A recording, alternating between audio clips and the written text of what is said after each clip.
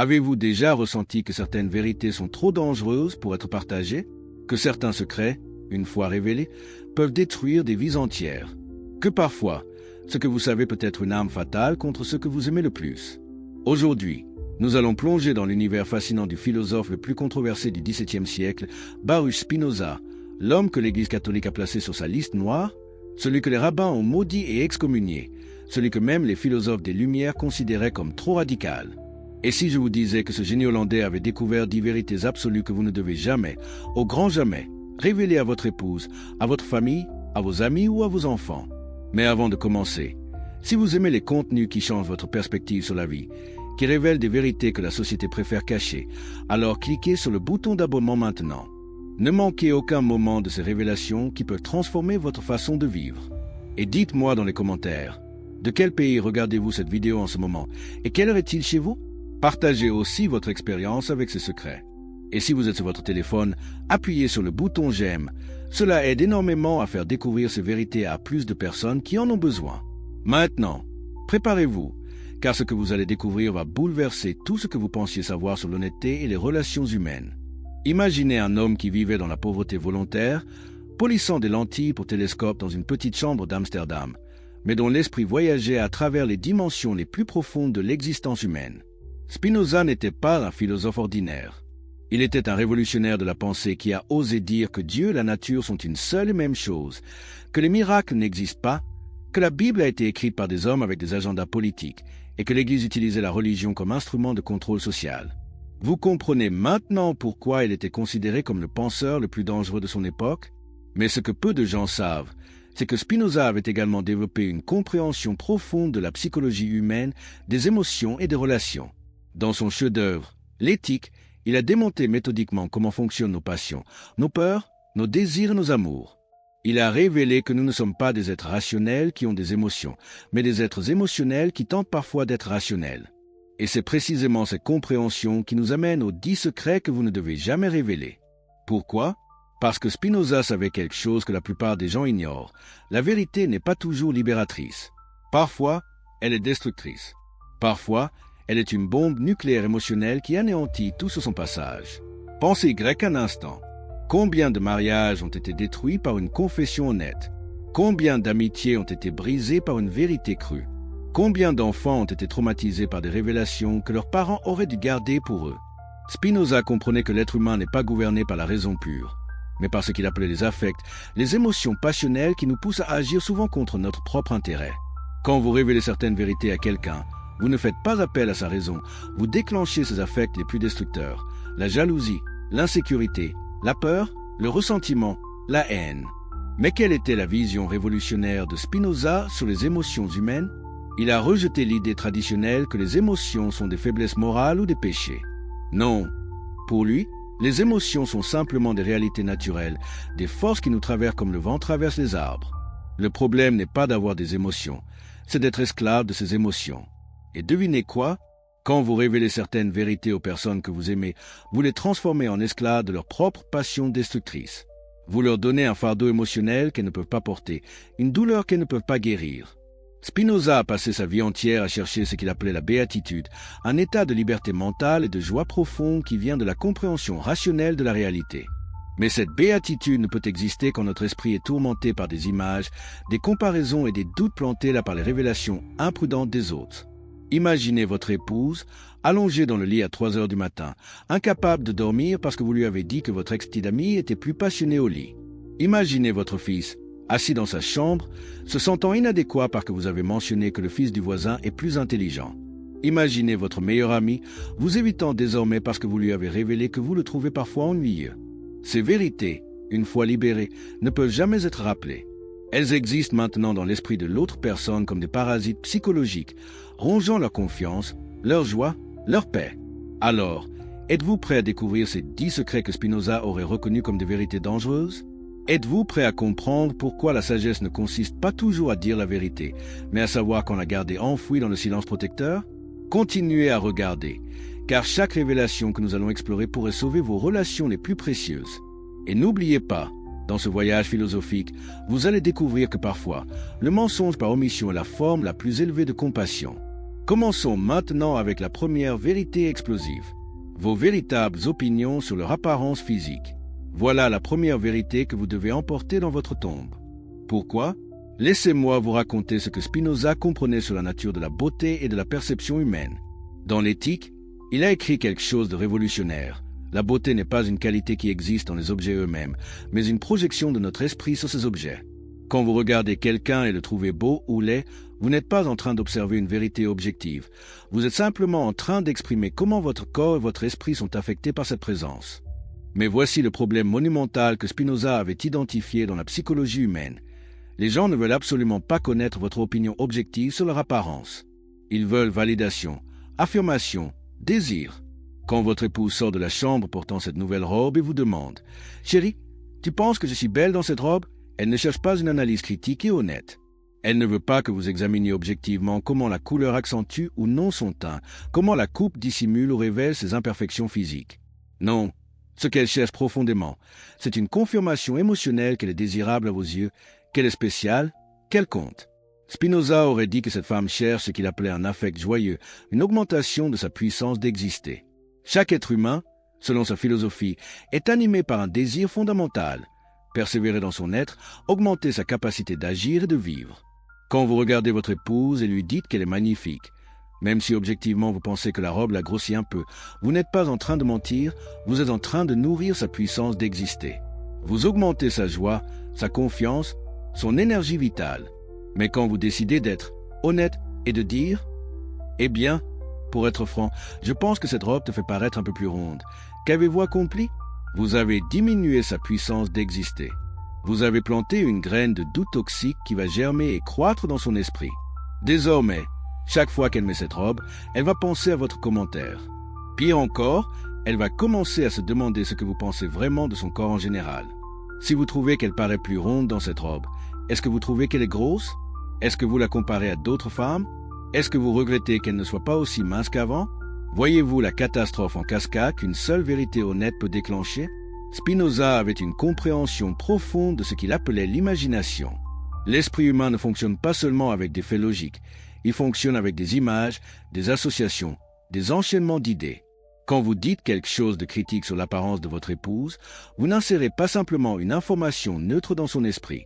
Vous déclenchez une avalanche d'images mentales, de comparaisons, de peur et d'insécurité. Son imagination va commencer à créer des scénarios. Vous êtes attiré par des femmes plus minces, vous regardez d'autres femmes avec désir, vous la trouvez moins attirante qu'avant, peut-être même que vous envisagez de la quitter pour quelqu'un de plus jeune et plus belle. Et tout cela à partir d'un simple commentaire sur une robe. Vous voyez le pouvoir destructeur de cette soi-disant honnêteté? Maintenant, imaginez que vous allez plus loin. Imaginez que vous dites à votre épouse que vous n'avez jamais vraiment aimé son nez, qu'il est un peu trop grand pour son visage, ou que ses oreilles sont un peu proéminentes, ou que ses seins ne sont pas aussi fermes qu'ils étaient il y a 10 ans. Qu'est-ce que ces vérités accomplissent? Peut-elle changer son nez sans chirurgie plastique? Peut-elle modifier ses oreilles? Peut-elle inverser le vieillissement naturel de son corps? Non. Donc vous lui avez essentiellement donné une liste de choses qu'elle ne peut pas changer mais qui la feront se sentir inadéquate pour le reste de sa vie. Spinoza dirait que c'est de la cruauté déguisée en honnêteté. Dans l'éthique, il a défini la cruauté comme un affect qui diminue la joie et la puissance d'exister de quelqu'un d'autre sans aucun bénéfice correspondant. C'est exactement ce que vous faites quand vous critiquez l'apparence de quelqu'un que vous aimez. Vous diminuez leur joie sans produire aucun bien en retour. La vraie éthique, selon Spinoza, consiste à agir de manière à augmenter la puissance collective d'exister, à créer plus de joie dans le monde, pas plus de tristesse. Maintenant, parlons de vos enfants, car c'est là que cette vérité devient encore plus dangereuse. Les enfants et les adolescents sont dans une phase critique de formation de leur identité. Leur sens de soi, leur confiance, leur image corporelle se construisent précisément pendant ces années. Spinoza comprenait que nous sommes des êtres fondamentalement sociaux, que notre identité se forme à travers le regard des autres, spécialement le regard de ceux qui sont importants pour nous. Pour un enfant, il n'y a pas de regard plus important que celui de ses parents. Quand vous dites à votre fille adolescente « Tu sais, tu serais vraiment plus jolie si tu perdais quelques kilos », vous pensez peut-être l'aider, la motiver à être en meilleure santé. Mais ce n'est pas ce qu'elle entend. Ce qu'elle entend, c'est « Tu n'es pas assez belle comme tu es. Ton propre père te trouve grosse. Tu es inadéquate. » Cette phrase va s'installer dans son psychisme comme un virus mental, infectant sa perception d'elle-même pour les décennies à venir. Elle va développer peut-être des troubles alimentaires, une obsession malsaine avec son poids, une haine de son propre corps. Et tout cela parce que vous avez décidé d'être honnête. Spinoza aurait reconnu cela comme un exemple parfait de comment les affects tristes se transmettent d'une personne à l'autre. Quand vous exprimez une critique sur l'apparence de votre fille, vous transférez votre propre jugement, votre propre système de valeurs peut-être superficiel, dans son esprit encore en formation. Et une fois que c'est là, c'est presque impossible à déloger. Elle va se regarder dans le miroir tous les jours et entendre votre voix lui disant qu'elle est trop grosse. Même si elle perd du poids plus tard, cette voix restera toujours critique, toujours insatisfaite. La même dynamique s'applique au fil. Si vous dites à votre fils qu'il est trop petit, trop maigre, que son acné est dégoûtante, que ses cheveux sont ridicules, vous plantez les graines d'une insécurité profonde qui va affecter ses relations, sa confiance sociale, peut-être même sa capacité à trouver l'amour romantique plus tard. Vous créez ce que Spinoza appelait une passion triste, une émotion qui diminue systématiquement la capacité de la personne à agir, à vivre pleinement, à s'épanouir. Et qu'en est-il des amis et de la famille étendue? Le même principe s'applique. Vous pouvez penser que votre meilleur ami aurait meilleure allure sans cette barbe étrange, ou que votre belle-mère devrait arrêter de teindre ses cheveux en blond platine à 65 ans. Mais exprimer ses opinions, qu'est-ce que ça accomplit? Ça satisfait votre besoin de dire ce que vous pensez, mais ça crée de la distance émotionnelle, du ressentiment et de la blessure chez l'autre personne. Spinoza nous enseignerait que la vraie sagesse consiste à choisir nos batailles, à reconnaître que certaines vérités ne valent tout simplement pas la peine d'être dites. Imaginez votre ami qui, depuis des années, porte cette barbe qu'il adore. Elle fait partie de son identité, de comment il se voit lui-même. Puis vous, son ami de confiance, vous lui dites que vous trouvez ça ridicule. Maintenant, chaque fois qu'il se regarde dans le miroir, il va se demander « Est-ce que les autres pensent aussi que ma barbe est ridicule? Est-ce que tout le monde se moque de moi dans mon dos? Est-ce que je devrais la raser pour être accepté ?» Vous avez pris quelque chose qui lui donnait de la joie et de la confiance et vous l'avez transformé en source de doute et d'anxiété. Spinoza aurait pointé vers ce qu'il appelait la nature relationnelle de l'existence humaine. Nous n'existons pas en isolation, nous existons toujours en relation avec les autres. Et ces relations sont maintenues non pas par une honnêteté brutale, mais par ce qu'il appelait l'amour rationnel, une forme d'amour qui cherche activement à augmenter la puissance d'exister de l'autre personne, à créer les conditions pour qu'elle s'épanouisse, à protéger sa joie et sa dignité. Quand vous gardez vos opinions critiques sur l'apparence physique des autres pour vous-même, vous ne mentez pas, vous ne trahissez pas votre intégrité. Vous pratiquez la compassion éclairée. Vous reconnaissez que chaque personne a déjà assez de ses propres doutes et insécurités sans que vous ajoutiez les vôtres au mélange. Vous comprenez que votre rôle dans la vie de ceux que vous aimez n'est pas d'être un critique impitoyable, mais un soutien, un refuge, une source de validation et d'encouragement. Pensez aux personnes dans votre vie qui ont fait des commentaires sur votre apparence qui vous ont blessé. Peut-être que c'était votre mère qui disait que vos hanches étaient trop larges. Peut-être que c'était votre père qui se moquait de vos grandes oreilles. Peut-être que c'était un ami qui a fait un commentaire sur votre poids ou vos rides. Comment ces commentaires vous ont-ils fait sentir? Les avez-vous oubliés? Ou sont-ils restés avec vous? Des cicatrices émotionnelles invisibles mais douloureuses? Spinoza dirait que ces mots ont créé ce qu'il appelait des affects durables, des émotions qui se gradent dans notre psychisme et continuent à influencer nos pensées et nos actions longtemps après que les mots aient été prononcés. La sagesse, alors, est de briser ce cycle, de refuser de transmettre ces affects tristes aux personnes que vous aimez, de reconnaître que votre opinion sur l'apparence de quelqu'un n'est pas une vérité objective qui doit être partagée, mais simplement une perception subjective qui peut rester privée. Spinoza nous enseignerait que la liberté véritable n'est pas de dire tout ce qu'on pense, mais d'avoir le contrôle rationnel sur ce qu'on dit, de choisir consciemment les mots qui vont créer plus de joie et moins de souffrance dans le monde. Donc la prochaine fois que votre épouse vous demande si elle est belle, la prochaine fois que vous êtes tenté de dire à votre fils qu'il devrait faire quelque chose avec ses cheveux, la prochaine fois que vous voulez commenter l'apparence de quelqu'un, arrêtez-vous un instant. Demandez-vous, qu'est-ce que cette vérité va accomplir? Va-t-elle augmenter la joie et la puissance d'exister de cette personne? Ou va-t-elle simplement satisfaire mon besoin de dire ce que je pense? Spinoza aurait choisi le silence dans la plupart des cas, et nous devrions faire de même. C'est la première vérité dangereuse que vous devez garder pour vous-même, maintenant et pour toujours. Vos regrets concernant les choix de vie partagés. Voilà la deuxième vérité que vous devez emporter dans votre tombe, et c'est peut-être la plus dévastatrice de toutes. Spinoza a vécu une vie de choix radicaux et irrévocables. À 23 ans, il a été excommunié de la communauté juive d'Amsterdam avec une malédiction si terrible qu'elle fait froid dans le dos même aujourd'hui. Il a renoncé à l'héritage familial, à la sécurité financière, à l'acceptation sociale. Il a choisi la philosophie au lieu du commerce, la pauvreté au lieu de la richesse, l'isolement au lieu de la communauté. Et jamais, dans tous ses écrits, vous ne le trouvez se lamentant publiquement sur ses choix. Pourquoi ? Parce que Spinoza comprenait quelque chose de fondamental sur la nature du temps et de l'existence. Le passé n'existe plus. Il n'est plus réel sauf comme trace dans notre mémoire. Se lamenter sur le passé, regretter des décisions déjà prises, c'est ce qu'il appelait être esclave de l'imagination plutôt que maître de la raison. Mais il y a une différence monumentale entre avoir des regrets privés et les exprimer à haute voix aux personnes qui font partie intégrante de ces décisions regrettées. Imaginez le scénario suivant. Vous êtes marié depuis 20 ans. Vous avez 3 enfants. Vous avez construit une vie, une maison, des souvenirs, une histoire commune. Mais un soir, après quelques verres de vin, dans un moment de ce que vous pensez être une honnêteté radicale, vous dites à votre épouse « Tu sais, parfois je regrette de m'être marié si jeune. J'aurais pu voyager le monde, découvrir d'autres cultures, connaître d'autres femmes, vivre d'autres expériences. Je me demande souvent comment ma vie aurait été différente. » Qu'est-ce que cette confession accomplit ? Spinoza vous dirait que vous venez de commettre un acte de violence émotionnelle déguisé en vulnérabilité. Pourquoi ? Parce que cette révélation ne change absolument rien au passé. Vous ne pouvez pas retourner dans le temps et ne pas vous marier. Vous ne pouvez pas annuler les 20 années passées, les 3 enfants nés, les décisions prises ensemble. Le passé est fixé, déterminé, immuable. Mais ce que vous venez de faire, c'est empoisonner le présent et le futur avec le venin du regret exprimé. Votre épouse va maintenant se poser 1000 questions torturantes. Est-ce qu'il regrette notre mariage entier ? Est-ce qu'il regrette nos enfants ? Est-ce qu'il fantasme sur la vie qu'il aurait pu avoir avec d'autres femmes ? Est-ce qu'il me voit comme un fardeau, comme l'obstacle qui l'a empêché de vivre sa vraie vie ? Chaque moment heureux que vous avez partagé va maintenant être teinté de doute. Chaque sourire, chaque « je t'aime », chaque instant d'intimité va maintenant être questionné. Était-ce réel ou était-il juste en train de jouer un rôle tout en rêvant d'une autre vie ? Spinoza comprenait profondément ce qu'il appelait la causalité émotionnelle.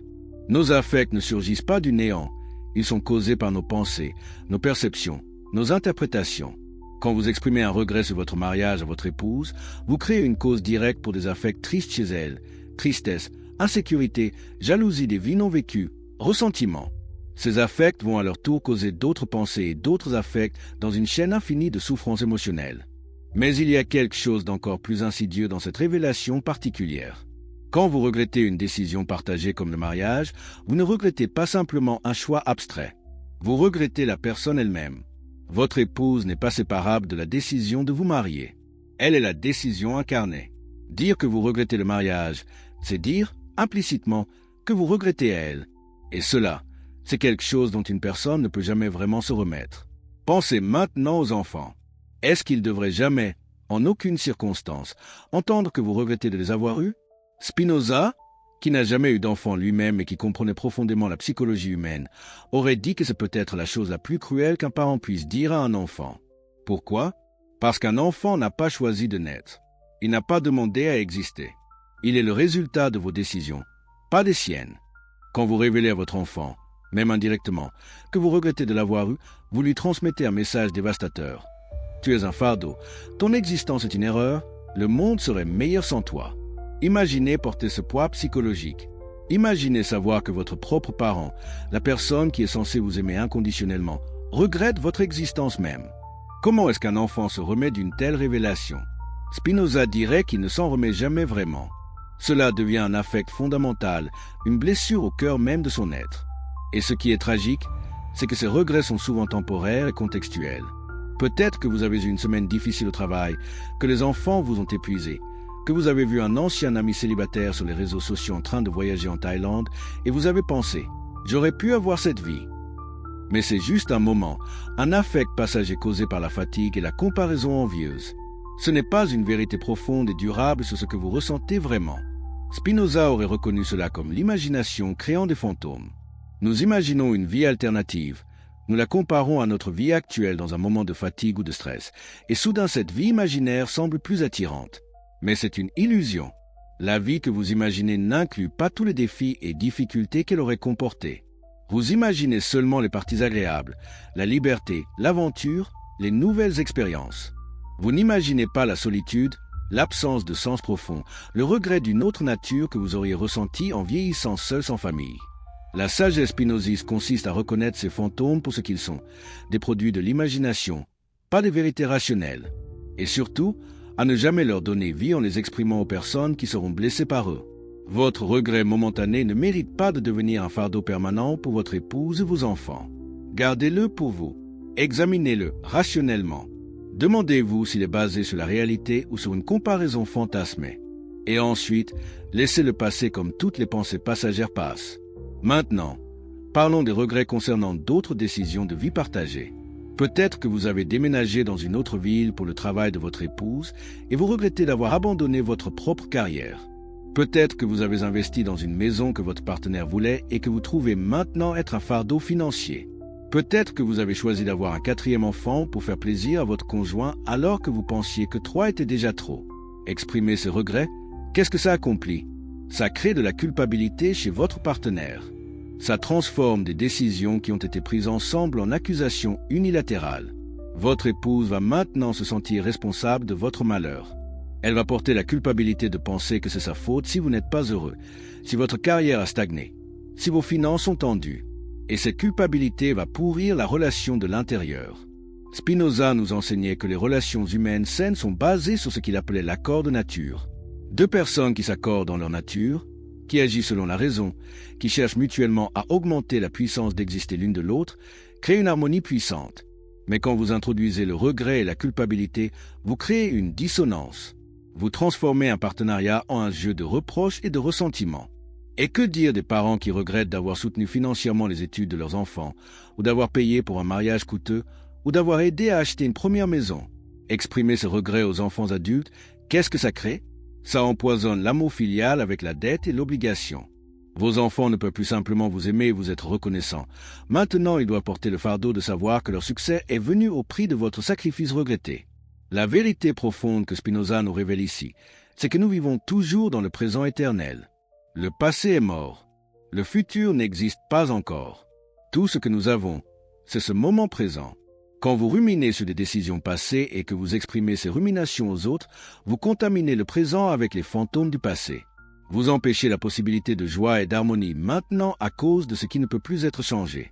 La vraie sagesse, la liberté véritable selon Spinoza, c'est de reconnaître le déterminisme de l'existence.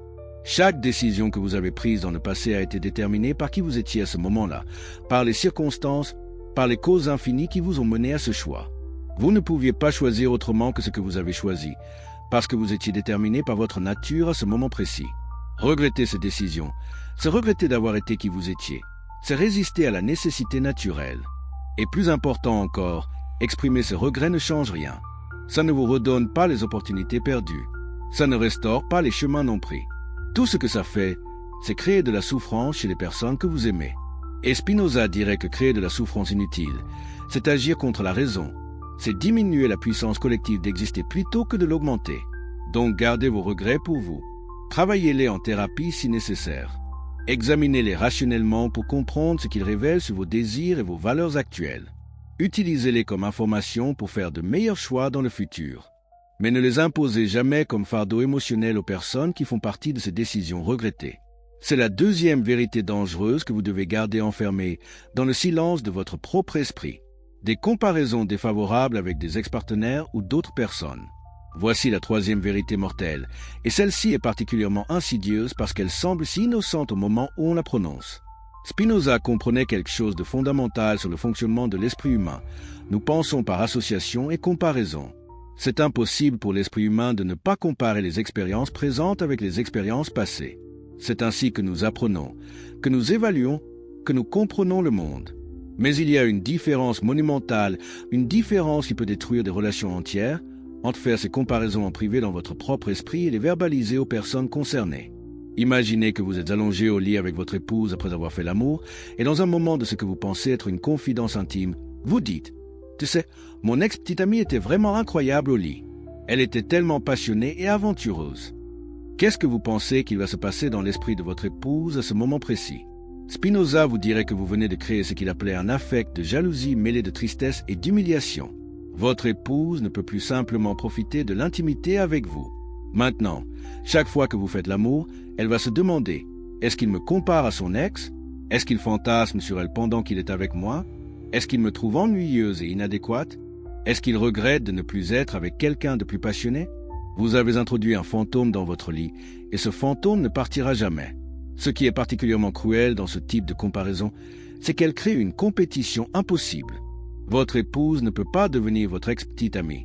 Elle ne peut pas reproduire exactement ce que cette autre femme faisait ou était. Elle ne peut qu'essayer de rivaliser avec une image idéalisée que vous avez créée dans votre esprit. Une image qui, avec le temps et la distance, est probablement devenue plus fantastique que la réalité ne l'était. Spinoza aurait reconnu cela comme l'imagination créant des idoles. Nos souvenirs ne sont pas des enregistrements objectifs du passé. Ils sont reconstruits, édités, améliorés par notre imagination. Quand vous vous souvenez de votre ex-petite amie d'il y a 10 ans, vous ne vous souvenez probablement pas des disputes, des incompatibilités, des raisons pour lesquelles la relation s'est terminée. Vous vous souvenez des meilleurs moments, idéalisés et amplifiés par la nostalgie. Et ensuite, vous comparez cette version idéalisée à votre épouse actuelle dans toute sa réalité quotidienne, avec ses défauts et imperfections humaines normales. C'est une comparaison fondamentalement injuste. Mais les comparaisons défavorables ne concernent pas seulement les ex-partenaires romantiques. Elles s'étendent à tous les aspects de la vie. Peut-être que vous dites à votre épouse que votre ex cuisinait mieux qu'elle, ou que votre ancienne petite amie s'habillait avec plus de style, ou qu'une autre femme que vous avez connue était plus intellectuelle, plus drôle, plus sportive. Chacune de ces comparaisons est comme une flèche empoisonnée qui trouve le point le plus vulnérable de l'ego de votre épouse et s'y loge pour toujours. Pensez à l'impact psychologique. Votre épouse prépare un dîner pour vous avec amour et attention, espérant vous faire plaisir. Puis vous mentionnez, presque en passant, « C'est bon, mais tu sais, mon ex faisait ce plat d'une façon qui était vraiment exceptionnelle. » Qu'avez-vous accompli? Vous avez transformé un acte d'amour en une compétition perdue. Vous avez pris sa joie de cuisiner pour vous et l'avez remplacé par un sentiment d'inadéquation. Désormais, chaque fois qu'elle va préparer ce plat, elle va penser à votre ex et se sentir comme une version inférieure. Spinoza nous enseignait que les êtres humains cherchent naturellement à persévérer dans leur être et à augmenter leur puissance. Mais quand vous faites des comparaisons défavorables, vous faites exactement l'inverse. Vous diminuez la puissance d'exister de votre partenaire. Vous créez ce qu'il appelait des affects tristes, des émotions qui réduisent la vitalité, l'énergie et la joie de vivre de la personne. Et pourquoi? Pour satisfaire votre besoin momentané de commenter ou de critiquer. Maintenant, parlons des comparaisons avec des amis, des collègues, des membres de la famille. Diriez-vous à votre fils, « Tu sais, le fils du voisin est vraiment plus intelligent que toi. Il a eu les meilleures notes de sa classe, il joue du piano, il parle 3 langues. Pourquoi tu ne peux pas être plus comme lui ?» Bien sûr que non, parce que vous reconnaissez immédiatement que ce serait destructeur. Mais d'une certaine façon, les adultes se font cela les uns aux autres tout le temps et pensent que c'est acceptable parce que nous sommes censés être plus résilients. Mais Spinoza nous montrerait que les adultes sont tout aussi vulnérables aux comparaisons blessantes que les enfants, peut-être même plus, parce que les adultes ont déjà vécu assez longtemps pour accumuler des insécurités et des doutes. Quand vous dites à votre ami que votre autre ami est plus intéressant, plus drôle, plus fiable, qu'est-ce que vous créez? Vous créez de la distance, du ressentiment, une hiérarchie de valeurs où une personne est jugée inférieure à une autre. Et voici quelque chose que Spinoza comprenait profondément. Chaque être humain est une expression unique de la substance infinie. Chaque personne a sa propre essence singulière, ses propres qualités, ses propres façons de contribuer à l'harmonie de l'existence. Comparer une personne à une autre, c'est nier cette singularité essentielle. C'est réduire des êtres humains complexes et multidimensionnels à des métriques unidimensionnelles de performance ou d'attractivité. Votre épouse actuelle peut ne pas avoir le corps de votre ex, mais peut-être a-t-elle une profondeur émotionnelle, une loyauté, une gentillesse que votre ex n'avait jamais.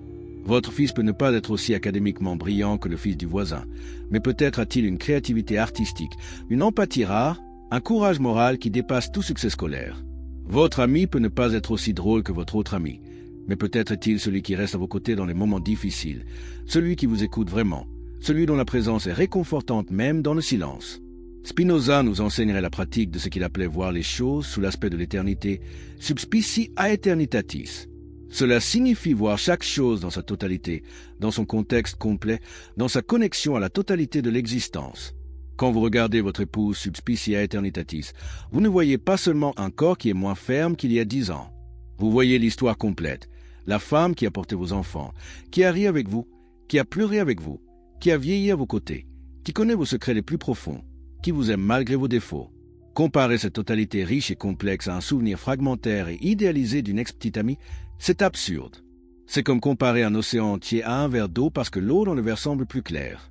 Vous manquez complètement la profondeur, la vastitude, la richesse de ce que vous avez réellement devant vous. Et puis, il y a la question de la réciprocité. Comment vous sentiriez-vous si votre épouse vous disait « Tu sais, mon ex-petit ami avait un corps vraiment incroyable.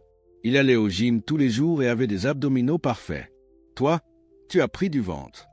Oh, mon ex gagnait beaucoup plus d'argent que toi. Nous partions en vacances luxueuses tout le temps.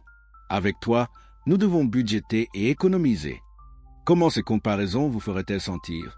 Spinoza nous enseignait l'importance de ce qu'il appelait la réciprocité rationnelle. Traitez les autres comme vous voudriez être traités, non pas par obligation morale arbitraire, mais parce que c'est rationnel et bénéfique pour tous. Quand vous faites des comparaisons défavorables, vous créez un précédent toxique. Vous ouvrez la porte à ce que votre partenaire fasse la même chose. Et soudain, au lieu d'un partenariat basé sur l'acceptation mutuelle et le soutien, vous avez une compétition constante avec des fantômes du passé et des idéaux impossibles. La relation devient un champ de bataille d'insécurité plutôt qu'un refuge de sécurité et d'amour. Il y a aussi la dimension de l'imagination future. Quand vous dites à votre épouse que votre ex était meilleur en quelque chose, vous plantez non seulement un affect triste dans le présent, mais vous créez une anxiété pour l'avenir. Votre époux va maintenant se demander: s'il compare toujours à son ex, est-ce qu'il va éventuellement me quitter pour quelqu'un qui correspond mieux à cet idéal? Est-ce que je suis juste une solution temporaire jusqu'à ce qu'il trouve quelqu'un de mieux? Cette anxiété va éroder la confiance, et sans confiance, une relation ne peut pas survivre longtemps. Spinoza aurait dit que cette anxiété est une forme de servitude, un esclavage aux affects passionnels. Quand votre épouse vit dans la peur constante d'être jugée inadéquate, elle ne peut pas vivre librement, joyeusement, pleinement. Elle est enchaînée à ses insécurités, toujours en train d'essayer de prouver sa valeur, toujours en train de se demander si elle est assez bien. Et vous, par votre comparaison imprudente, êtes la cause de cette servitude. Alors quelle est la solution? La sagesse spinoziste serait de garder vos comparaisons pour vous. Reconnaissez-les en privé si vous devez le faire, mais comprenez qu'elles sont probablement injustes, basées sur des souvenirs idéalisés et des comparaisons décontextualisées. Et surtout, ne les imposez jamais aux personnes qui seront blessées par elles. Concentrez-vous plutôt sur ce que chaque personne unique dans votre vie apporte, sur leurs qualités singulières qui ne peuvent pas être reproduites par quelqu'un d'autre.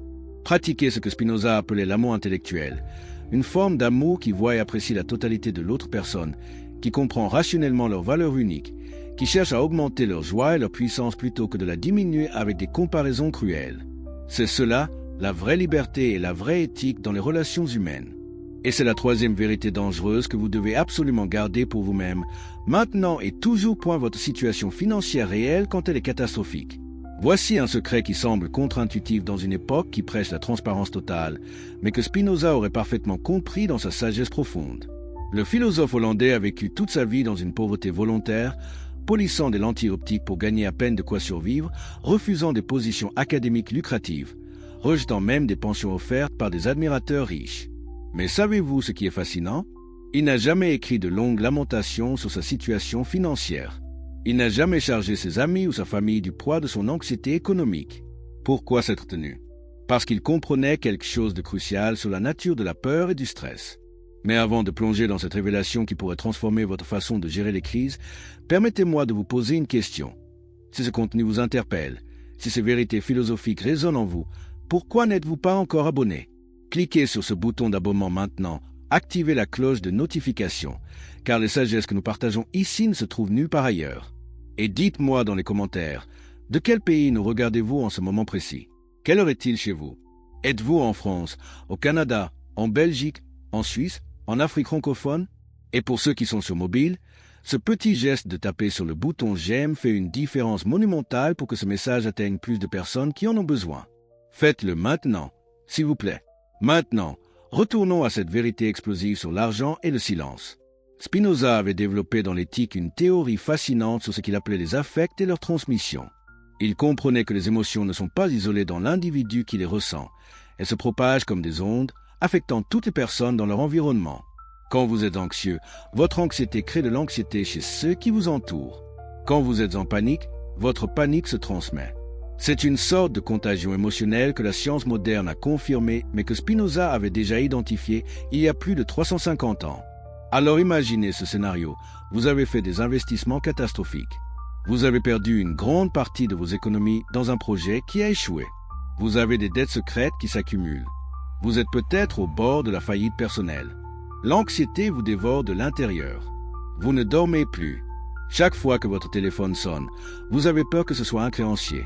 Et dans cet état de panique, vous ressentez l'impulsion écrasante de confesser tout à votre épouse, de partager ce fardeau, de ne plus être seul avec cette terreur. Mais attendez un instant. Réfléchissons comme Spinoza nous l'enseignerait. Qu'est-ce que cette confession va accomplir concrètement? Si vous lui révélez l'étendue complète de la catastrophe financière, mais que vous n'avez pas encore de plan, pas encore de solution, pas encore de chemin clair vers la résolution, qu'allez-vous créer? Vous allez simplement transférer votre panique d'une personne à deux personnes. Maintenant, au lieu d'une personne qui ne dort pas la nuit à cause de l'anxiété financière, il y en aura deux. Au lieu d'une personne paralysée par la peur, il y en aura deux. Et voici le problème profond que Spinoza aurait identifié. La panique n'est pas rationnelle, elle ne résout pas de problème. La panique est ce qu'il appelait une passion triste, un affect qui diminue drastiquement notre capacité à penser clairement, à agir efficacement, à trouver des solutions créatives. Quand votre esprit est dominé par la peur panique, votre capacité de raisonnement est compromise. Vous ne pouvez pas penser stratégiquement, vous ne pouvez pas évaluer les options objectivement, vous ne pouvez pas prendre des décisions sages. Maintenant, multipliez cette paralysie par deux. Votre épouse, qui apprenait soudainement que vous êtes au bord de la ruine financière, va-t-elle réagir avec calme et rationalité? Peut-être, si elle a une force mentale exceptionnelle. Mais plus probablement, elle va paniquer aussi. Et deux personnes en panique créent une spirale d'anxiété qui se renforce mutuellement. Elle va poser des questions auxquelles vous n'avez pas de réponse. Elle va imaginer les pires scénarios. Elle va peut-être perdre confiance en votre capacité à gérer les finances familiales. Elle va peut-être commencer à vous blâmer, à vous reprocher votre imprudence, à se demander comment vous avez pu les mettre dans cette situation. Est-ce que cela aide à résoudre le problème financier? Absolument pas. Cela crée simplement un deuxième problème. Maintenant, vous avez une crise financière et une crise conjugale. Spinoza nous enseignerait que c'est exactement l'inverse de ce que la raison conseillerait. La raison dirait, travaille sur la solution d'abord, protège ta capacité à penser clairement, ne multiplie pas les sources de stress jusqu'à ce que tu aies au moins un plan d'action.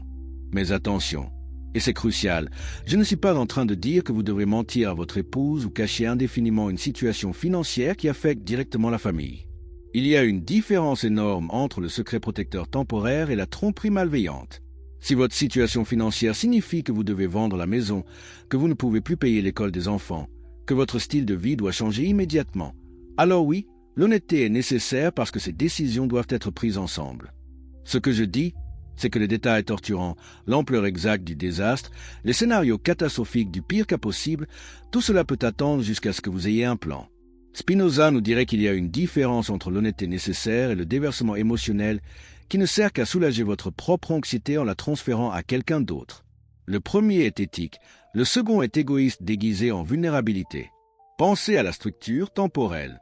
Disons que vous découvrez la catastrophe financière lundi matin. Vous pourriez immédiatement courir vers votre épouse et tout déverser, créant la panique instantanée. Ou vous pourriez passer lundi et mardi à analyser la situation, à consulter un conseiller financier, à explorer toutes les options possibles, à créer un plan d'action réaliste. Puis mercredi, vous vous asseyez avec votre épouse et vous dites « Nous avons un défi financier sérieux. Voici la situation. Voici le plan que j'ai développé pour y faire face. Voici ce que nous devons faire ensemble. » Voyez-vous la différence? Dans le premier scénario, vous créez 3 jours de panique pure sans direction. Dans le second scénario, vous présentez un problème accompagné d'un plan, ce qui active l'esprit de résolution de problèmes plutôt que la panique pure. Spinoza appellerait cela agir selon la raison plutôt que selon les passions. La raison examine les situations, évalue les options et agit stratégiquement. Les passions réagissent impulsivement et créent du chaos. Et que dire de vos enfants?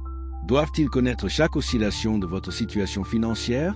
Doivent-ils vivre avec l'anxiété que vous pourriez perdre la maison, qu'il n'y aura pas d'argent pour l'université, que tout pourrait s'effondrer à tout moment?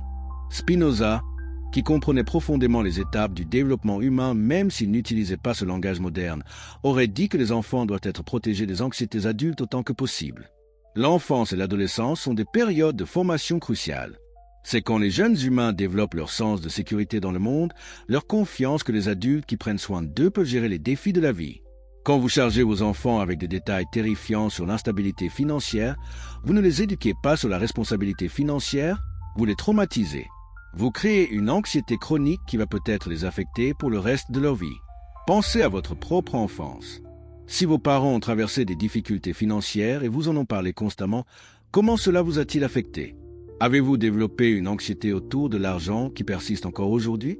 Avez-vous grandi avec un sentiment d'insécurité, toujours en train d'attendre que le désastre frappe? Ou si vos parents ont géré leur stress financier en privé et vous ont maintenu une atmosphère de sécurité relative, comment cela a-t-il influencé votre développement? Spinoza nous enseignerait que chaque être doit vivre selon sa nature et son stade de développement. La nature des enfants est de jouer, d'apprendre, de grandir dans un environnement aussi sécurisé que possible. Ce n'est pas de porter le poids des anxiétés financières adultes. Oui, ils auront assez de temps une fois adultes pour gérer leur propre stress financier. Pourquoi leur imposer les vôtres prématurément? Bien sûr, il y a un équilibre. Si la famille doit faire des ajustements concrets, moins de luxe, pas de vacances cette année, des changements dans le style de vie, alors une explication appropriée à l'âge est nécessaire. Mais cette explication peut être « Nous devons faire attention à nos dépenses cette année sans être « Papa a perdu tout notre argent et nous pourrions devenir sans abri ». Voyez-vous la différence entre information nécessaire et traumatisme inutile? Et puis il y a la question des amis et de la famille étendue. Combien de personnes doivent connaître les détails intimes de votre situation financière? Spinoza, qui valorisait énormément la dignité et l'autonomie, aurait dit que votre situation financière est profondément privée. Ce n'est pas un sujet de conversation sociale. Ce n'est pas quelque chose à partager largement. Pourquoi? Parce que les révélations financières changent la dynamique des relations. Quand vos amis savent que vous êtes en difficulté financière, leur comportement change. Certains peuvent offrir de l'aide que vous ne voulez pas accepter, créant de l'embarras et de l'obligation. D'autres peuvent commencer à vous voir avec pitié, détruisant l'égalité de la relation. D'autres encore peuvent simplement devenir mal à l'aise et distants, ne sachant pas comment interagir avec vous maintenant qu'ils connaissent vos problèmes. Et dans le pire des cas, certaines personnes vont faire des commérages. Votre situation financière difficile devient le sujet de conversations de dîner, de spéculations, de jugements. Les gens vont peut-être attribuer votre problème à des défauts de caractère. Il a toujours été imprudent avec l'argent ou elle dépense trop en choses frivoles. Même si ces jugements sont injustes et mal informés, ils vont circuler, endommageant votre réputation et votre dignité. Spinoza aurait reconnu cela comme une diminution de votre puissance sociale d'exister. Dans une société, notre capacité à fonctionner efficacement dépend en partie de notre réputation et de notre position sociale. Quand ces choses sont endommagées par des révélations financières qui deviennent publiques, notre capacité à naviguer dans le monde social, à maintenir des relations professionnelles, même à trouver de nouvelles opportunités, peut être compromise. Il y a aussi la dimension psychologique profonde de la honte. Spinoza comprenait la honte comme un affect particulièrement destructeur, une émotion qui diminue radicalement notre estime de nous-mêmes et notre capacité à agir. Dans beaucoup de cultures, il y a une honte intense associée à l'échec financier. Les gens qui perdent leur argent, qui font faillite, qui ne peuvent pas subvenir aux besoins de leur famille, ressentent souvent une honte écrasante qui peut mener à la dépression, à l'isolement, même au suicide dans des cas extrêmes. Quand vous gardez votre situation financière privée pendant que vous travaillez à la résoudre, vous vous protégez de cette honte publique. Vous maintenez votre dignité. Vous vous donnez l'espace psychologique pour vous concentrer sur les solutions plutôt que sur la gestion des réactions émotionnelles des autres. C'est ce que Spinoza appellerait la liberté, la capacité d'agir selon votre propre nature rationnelle plutôt que d'être constamment réactif aux affects des autres. Mais revenons à la question centrale. Quand est-il approprié de révéler une situation financière difficile et quand est-il sage de la garder privée? Spinoza nous donnerait probablement ce critère, révéler l'information quand sa révélation sert un but pratique et rationnel. Si votre épouse doit participer aux décisions financières, si les actions doivent être prises qui affectent toute la famille, si vous avez besoin d'aide concrète de quelqu'un qui peut réellement aider, alors la révélation est justifiée. Mais si la révélation ne sert qu'à soulager votre propre anxiété en la partageant, si elle ne fait que transférer le fardeau émotionnel à quelqu'un qui ne peut rien faire pour aider, si elle crée simplement plus de panique et de chaos sans bénéfice correspondant, alors gardez-la pour vous. Travaillez avec un conseiller financier, un comptable, un avocat, un thérapeute si nécessaire. Ce sont des professionnels qui peuvent vous aider sans être émotionnellement détruits par l'information. Il y a une sagesse profonde dans ce que certains appellent compartimentalisation. Ce n'est pas de la malhonnêteté, c'est de la gestion stratégique de l'information. Vous partagez ce qui doit être partagé avec les personnes qui ont besoin de savoir et qui peuvent contribuer à la solution. Vous gardez privé ce qui n'a pas besoin d'être public. Vous protégez ceux que vous aimez du fardeau de connaissances qui ne ferait que les blesser sans les aider. Spinoza nous montrerait aussi l'importance de la perspective temporelle. Les crises financières, aussi terribles qu'elles puissent sembler sur le moment, sont souvent temporaires. Avec du travail, de la stratégie et parfois un peu de chance, beaucoup de situations financières difficiles peuvent être redressées. Mais les dommages émotionnels causés par des révélations paniquées peuvent être permanents. Votre enfant qui a vécu dans la terreur de perdre sa maison peut porter cette anxiété pour toujours, même après que la situation financière s'est améliorée. Votre épouse qui a perdu confiance en votre jugement financier peut ne jamais retrouver complètement cette confiance. Donc la question devient, vaut-il la peine de créer des dommages émotionnels permanents pour alléger temporairement votre propre anxiété? Spinoza dirait non. La raison dirait de supporter le fardeau vous-même, de travailler activement à la solution, de protéger ceux que vous aimez autant que possible et de ne partager que ce qui est absolument nécessaire quand c'est absolument nécessaire. Et finalement, il y a la dimension de la dignité personnelle. Quand vous traversez une crise financière mais maintenez votre calme extérieur, continuez à fonctionner, continuez à chercher des solutions sans imposer votre panique aux autres, vous pratiquez ce que Spinoza appellerait la force d'âme. Vous démontrez la capacité de l'esprit humain à maintenir sa rationalité même face à des circonstances difficiles. Vous refusez d'être complètement dominé par les passions de peur et de désespoir. Cette force n'est pas de la faux stoïcisme ou du déni. C'est la reconnaissance que vous êtes plus que vos circonstances financières, que votre valeur en tant qu'être humain n'est pas déterminée par le solde de votre compte bancaire, que vous avez la capacité rationnelle de naviguer à travers cette crise et d'en sortir de l'autre côté, et que protéger ce que vous aimez de l'anxiété inutile est un acte d'amour, pas de tromperie. Donc voilà le 7e secret que vous devez garder, les détails complets de votre catastrophe financière, surtout quand vous êtes encore en train de chercher des solutions. Partagez ce qui est nécessaire avec qui a besoin de savoir. Protégez ceux que vous aimez de l'anxiété qui ne servirait qu'à les paralyser. Travaillez rationnellement vers les solutions. Maintenez votre dignité. Et rappelez-vous que cette crise aussi passera, mais les dommages émotionnels que vous créez par des révélations paniquées pourraient durer éternellement. Vos peurs les plus profondes concernant eux. Nous arrivons maintenant au 8e secret, et celui-ci est peut-être le plus psychologiquement complexe de tous. Spinoza avait une compréhension extraordinaire de la peur comme affect fondamental. Dans l'éthique, il définit la peur comme une tristesse inconstante née de l'idée d'une chose future ou passée de l'issue de laquelle nous doutons. En d'autres termes, la peur est cette émotion terrible qui surgit quand nous imaginons des résultats négatifs possibles mais incertains. Et parmi toutes les peurs, les plus destructrices sont celles que nous avons concernant les personnes que nous aimons le plus. Avez-vous déjà eu cette pensée terrifiante au milieu de la nuit? Cette peur que votre fils adolescent ne réussira jamais dans la vie, qu'il manque de discipline, de motivation, d'intelligence pour réussir dans ce monde compétitif? Ou cette terreur que votre épouse, en vieillissant, en devenant plus sage, va réaliser qu'elle mérite mieux que vous et va vous quitter? Ou cette anxiété que votre meilleur ami ne vous considère pas vraiment comme son meilleur ami, que vous êtes plus investi dans cette amitié qu'il ne l'est? Ces peurs surgissent dans l'esprit de presque tous les êtres humains à un moment ou à un autre. Mais voici la question cruciale que Spinoza nous pousserait à poser. Que se passe-t-il quand vous verbalisez ces peurs aux personnes même qu'elles concernent? Que se passe-t-il quand vous dites à votre fils « J'ai peur que tu ne deviennes jamais rien dans la vie » ou à votre épouse « J'ai toujours peur que tu me quittes pour quelqu'un de meilleur » ou à votre ami « Je crains que notre amitié ne soit pas aussi importante pour toi qu'elle l'est pour moi » Spinoza nous montrerait que ces révélations créent ce qu'il appelait des prophéties autoréalisatrices. L'esprit et le corps, selon sa philosophie, ne sont pas deux substances séparées mais une seule chose vue de deux perspectives différentes. Quand vous plantez une idée dans l'esprit de quelqu'un, vous créez une réalité physique et psychologique qui commence immédiatement à influencer son comportement. Les idées ne sont pas inertes, elles sont actives, elles façonnent la réalité. Alors quand vous dites à votre fils que vous craignez qu'il n'accomplisse rien, qu'est-ce qui se passe dans son esprit? D'abord, il y a le choc émotionnel. Mon propre père ne croit pas en moi. Puis vient l'internalisation. Si même mon père pense que je suis un raté, alors je dois vraiment être sans espoir. Puis vient la prophétie autoréalisatrice. Pourquoi même essayer si ceux qui sont censés me soutenir pensent que je vais échouer? Et avant que vous le réalisiez, votre peur exprimée est devenue une réalité manifestée. C'est exactement l'inverse de ce que vous vouliez accomplir. Peut-être que vous pensiez, dans votre logique tordue, qu'exprimer cette peur pourrait le motiver à prouver que vous avez tort. Mais Spinoza comprenait que les êtres humains ne fonctionnent pas ainsi. Nous sommes motivés par les affects joyeux, pas par les affects tristes. Quand quelqu'un croit en nous, nous voulons être à la hauteur de cette croyance. Mais quand quelqu'un exprime qu'il s'attend à notre échec, nous avons tendance à nous conformer à cette attente négative. Pensez à la psychologie de l'effet Pygmalion, que la science moderne a démontré mais que Spinoza aurait compris intuitivement. Les attentes que nous avons des autres ont un pouvoir immense pour façonner leur performance et leur comportement réel.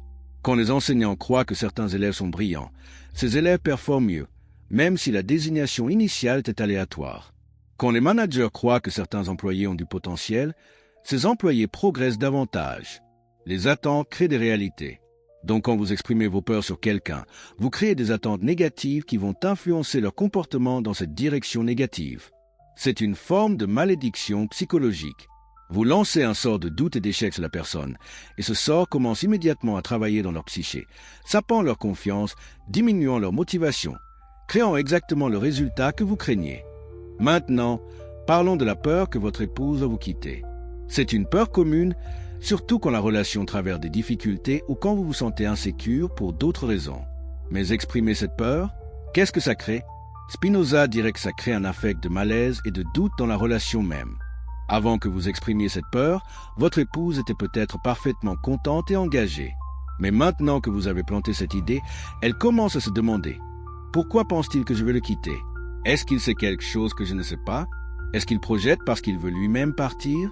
Est-ce qu'il me voit comme déloyale ou inconstante? » Et puis l'imagination commence son travail destructeur. Elle commence peut-être à regarder la relation plus critiquement. Elle commence à remarquer les défauts, les incompatibilités, les choses qui pourraient être meilleures. Elle commence peut-être même à se demander comment serait la vie sans vous, une pensée qu'elle n'avait jamais eue avant que vous plantiez cette graine. Vous voyez le danger? Votre peur exprimée a créé exactement la possibilité que vous craignez. Spinoza nous enseignerait que cette peur vient probablement de votre propre insécurité, pas de la réalité de la relation. Vous vous sentez peut-être inadéquat pour d'autres raisons, dans votre carrière, votre santé, votre estime de vous-même. Et cette inadéquation se projette comme une peur que votre épouse va réaliser que vous n'êtes pas assez bien. Mais au lieu de travailler sur votre propre insécurité, vous la transformez en problème relationnel en l'exprimant à votre épouse. La solution rationnelle serait de reconnaître la peur comme un produit de votre propre état psychologique, pas comme une perception objective de la réalité. Puis de travailler sur cette insécurité en vous-même, peut-être avec un thérapeute, peut-être par l'autoréflexion profonde que Spinoza pratiquait constamment. En renforçant votre propre sens de valeur, vous diminuez naturellement la peur que votre épouse vous quitte. Et en gardant cette peur pour vous plutôt que de la projeter sur elle, vous protégez la relation de contamination par votre anxiété. Et qu'en est-il des peurs concernant vos amis? Cette anxiété que vous n'êtes pas vraiment leur ami préféré, que vous êtes plus périphérique dans leur vie qu'ils ne le sont dans la vôtre. Exprimer cette peur, c'est créer une dynamique bizarre et malsaine. Soudainement, l'amitié devient une compétition hiérarchique. Votre ami doit maintenant vous rassurer constamment sur votre importance dans sa vie. Il doit prouver son affection et sa loyauté. L'amitié naturelle et spontanée devient un exercice d'insécurité et de besoin. Spinoza aurait dit que la vraie amitié, ce qu'il appelait l'amitié rationnelle, est basée sur le plaisir mutuel de la compagnie de l'autre, sur l'accord des natures, sur la joie partagée. Mais quand vous introduisez la peur et l'insécurité, vous transformez cette joie en obligation. Votre ami ne peut plus simplement profiter de votre présence. Il doit gérer vos anxiétés, vous rassurer constamment, marcher sur des œufs pour ne pas déclencher vos insécurités. Et voici quelque chose de profond que Spinoza comprenait sur la nature de l'esprit humain. Nous créons souvent les réalités que nous craignons par notre propre comportement anxieux. Si vous êtes constamment insécure dans une amitié, constamment en train de demander de la réassurance, constamment en train de tester la loyauté de l'autre personne, vous allez éventuellement épuiser cette personne. Elle va commencer à se distancer, non pas parce que vous n'étiez pas important pour elle au départ, mais parce que votre anxiété constante a rendu l'amitié épuisante plutôt qu'énergisante. Il y a aussi une dimension plus sombre à ces peurs exprimées. Parfois, elles sont des formes de manipulation émotionnelle déguisées en vulnérabilité. Quand vous dites à votre épouse « J'ai tellement peur que tu me quittes », vous créez peut-être inconsciemment une situation où elle se sent obligée de rester, de vous rassurer, de vous prouver sa loyauté. C'est une forme subtile de contrôle par la culpabilité. Si elle envisageait vraiment de partir à cause de problèmes légitimes dans la relation, maintenant elle se sent coupable de même avoir ses pensées. Spinoza, qui était un penseur exceptionnellement honnête et qui détestait toute forme de manipulation, aurait reconnu cela comme agir selon les passions plutôt que selon la raison. La raison chercherait à créer une relation si forte, si mutuellement bénéfique et joyeuse, que le départ ne serait pas une tentation. Mais les passions essaient de lier l'autre personne par la culpabilité, la peur et l'obligation. La première approche crée une union authentique et durable. La seconde crée une prison émotionnelle qui finira par être insupportable. Retournons aux peurs concernant vos enfants, parce que c'est peut-être le domaine où ces peurs exprimées causent le plus de dommages à long terme. Les enfants et les adolescents sont dans une phase critique de développement de leur identité et de leur confiance en eux. Ils se forment une idée de qui ils sont, de leurs capacités, de leurs valeurs, largement à travers le miroir de comment leurs parents les voient. Quand un parent dit à un enfant « J'ai peur que tu ne réussisses jamais », l'enfant n'entend pas une peur parentale concernant des circonstances extérieures. Il entend un verdict sur sa valeur intrinsèque. Il entend « Tu es inadéquat, tu es un échec, même tes propres parents ne croient pas en toi ». Cette voix intériorisée devient alors ce que les psychologues appellent le critique intérieur, cette voix qui sape constamment la confiance et l'initiative. Spinoza aurait compris cela en termes de ce qu'il appelait l'adéquation des idées. Une idée adéquate est celle qui reflète fidèlement la réalité et permet une compréhension claire. Mais l'idée qu'un parent plante dans l'esprit d'un enfant en exprimant des peurs sur son futur n'est pas adéquate. C'est une idée confuse, basée sur l'anxiété du parent, sur des projections, sur des peurs qui peuvent n'avoir aucun fondement dans les capacités réelles de l'enfant. Mais l'enfant, qui n'a pas encore développé la capacité de critiquer rationnellement les jugements des autres, accepte cette idée inadéquate comme vérité. Et cette vérité fausse commence alors à organiser toute sa compréhension de lui-même. Il devient celui dont même les parents doutent. Il devient le raté prédit. C'est une tragédie évitable causée par l'incapacité d'un parent à gérer ses propres anxiétés, sans les projeter sur l'enfant. Alors que faire de ces peurs? Spinoza nous donnerait un chemin clair. D'abord, reconnaissez-les pour ce qu'elles sont, des affects nés de l'imagination, pas des perceptions rationnelles de la réalité. Votre peur que votre fils échoue est basée sur quoi exactement? Sur des preuves concrètes de son incapacité ou sur vos propres anxiétés, sur vos propres projections de vos peurs d'échec, sur votre comparaison de lui à d'autres enfants ou à vos propres attentes irréalistes. Deuxièmement, examinez ces peurs rationnellement. Spinoza pratiquait ce qu'on pourrait appeler la méditation analytique. Il prenait un affect, une émotion, et il l'examinait méticuleusement. D'où vient cette peur? Quelles sont les chaînes de causalité qui l'ont produite? Est-elle basée sur la réalité ou sur l'imagination? Qu'est-ce qu'elle révèle sur moi plutôt que sur l'autre personne? Souvent, quand vous examinez vos peurs rationnellement, vous découvrez qu'elles sont largement sans fondement. Votre fils a peut-être des difficultés maintenant, mais il a aussi des forces que vous ne reconnaissez pas pleinement. Votre épouse a peut-être exprimé de la frustration, mais cela ne signifie pas qu'elle planifie de vous quitter. Votre ami a peut-être été occupé dernièrement, mais cela ne signifie pas que votre amitié n'est pas importante pour lui. L'examen rationnel révèle souvent que nos peurs sont des exagérations dramatiques créées par notre imagination anxieuse. Troisièmement, travaillez à transformer ces peurs en actions constructives plutôt qu'en révélations destructrices. Si vous craignez que votre fils ne réussisse pas, au lieu de lui dire cette peur, demandez-vous « Qu'est-ce que je pourrais faire pour mieux le soutenir? Comment puis-je l'aider à développer ses forces? Quelles ressources puis-je lui fournir? Comment puis-je l'encourager sans le pousser ?» Transformer la peur passive en action constructive. C'est ce que Spinoza appellerait passer de la passion à l'action rationnelle.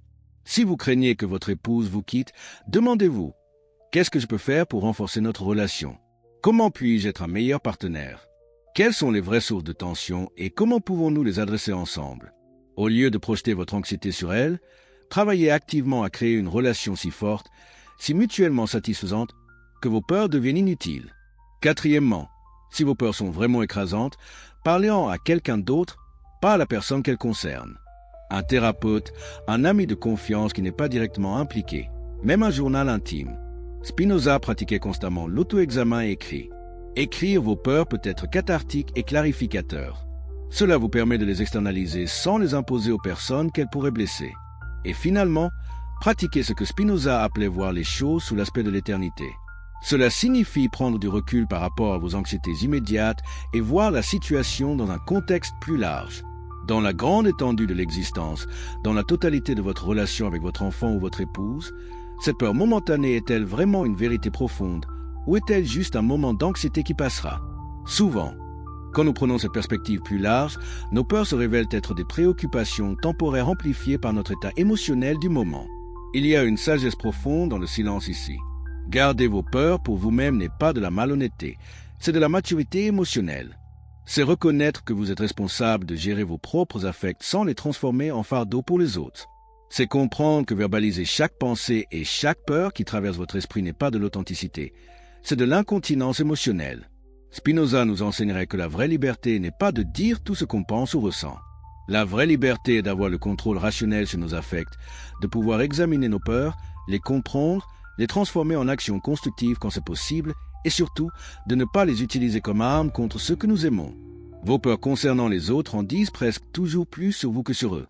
Gardez-les où elles appartiennent, dans votre propre travail intérieur de croissance et de compréhension de soi. Alors nous voici arrivés à la fin de ce voyage philosophique, profond à travers les vérités dangereuses que la sagesse spinoziste nous conseillerait de garder pour nous-mêmes.